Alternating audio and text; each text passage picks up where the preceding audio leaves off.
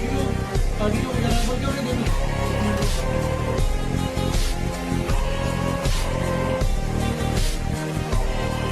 बस मेरे कोई भी कर दूँगा देखिए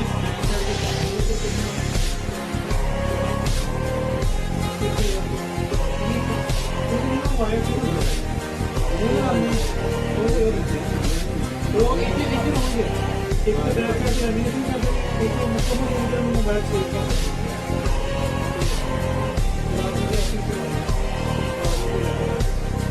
ऑडियो मतलब कितना परिश्रम में डाल नहीं ये तो मालूम है जाने के लिए कितना बड़ा